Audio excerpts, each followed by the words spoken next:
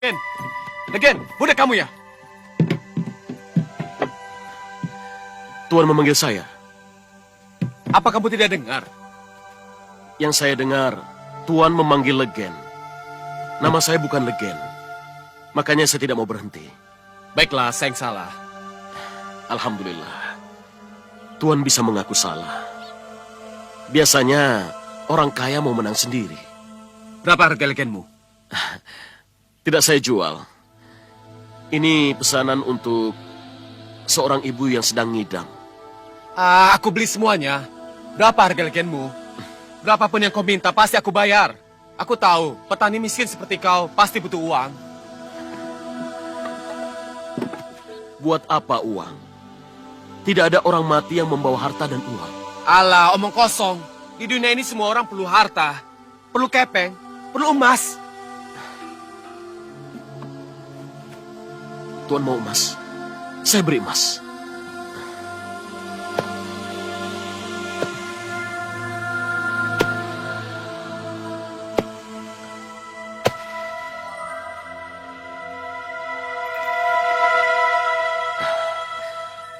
Kalau Tuan menginginkan lebih banyak emas lagi, datanglah ke pesantren saya.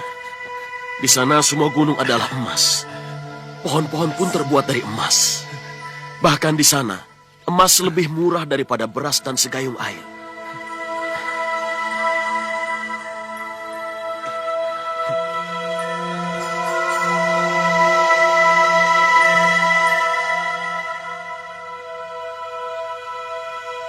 Dia pasti bukan orang biasa. Cepat sekali jalannya, Gusti. Subhanallah.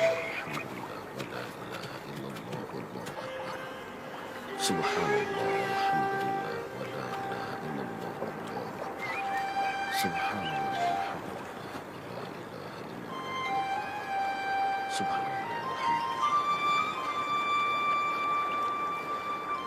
Masih kurang emas yang Tuan dapatkan. Kalau boleh, ada sesuatu yang ingin saya tanyakan kepada Kisana.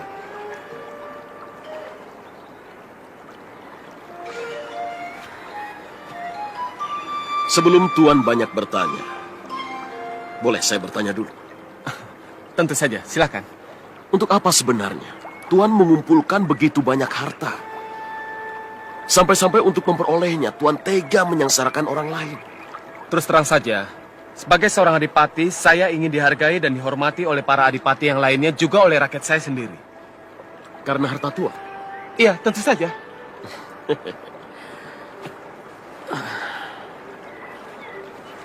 Apa Tuan pikir orang lain akan menghargai Tuan karena Tuan kaya raya tapi tidak pernah berderma? Bersedekah pun tidak.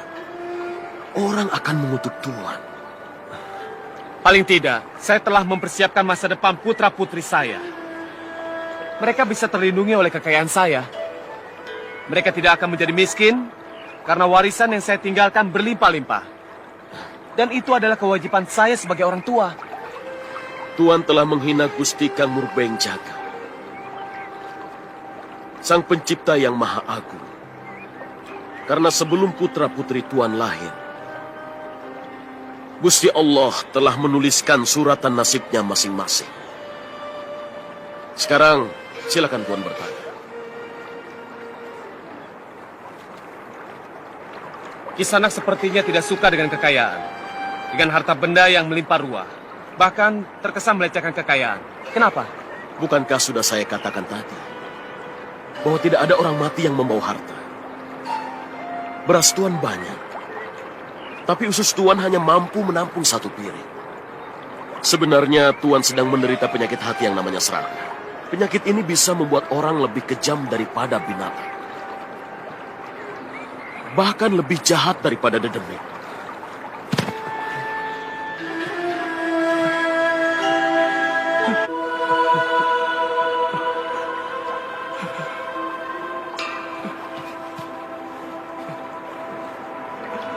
Tuan menangis.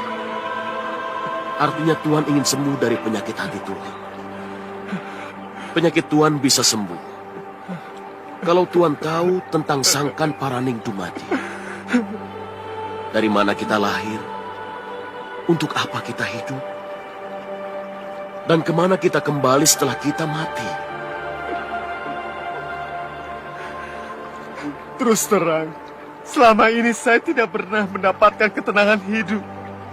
Saya selalu dikejar-kejar, perasaan untuk mencari dan terus mencari harta dan kejayaan.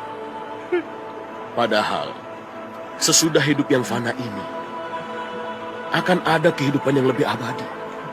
Kehidupan yang lebih sejati.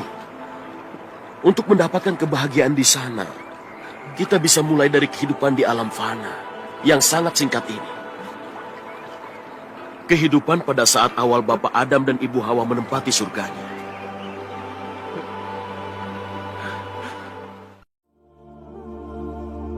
Anda kaya, itu tidak dilarang. Yang tidak boleh itu merasa lebih, merasa kaya dibandingkan dengan orang.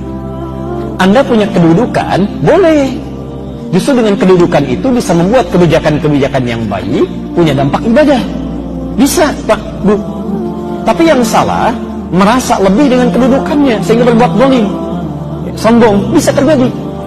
Punya ilmu, boleh. Yang salah itu merasa lebih dengan ilmunya, yang lain kecil semua. Ini yang jadi bahaya. Kan saya sering ibaratkan ya, orang sombong itu seperti orang yang naik ke puncak yang tinggi. Dia sendirian naik. Kemudian dia melihat ke bawah. Orang kelihatannya kecil semuanya itu. Dia lupa bahwa orang di bawah pun melihat dia juga kecil di atas.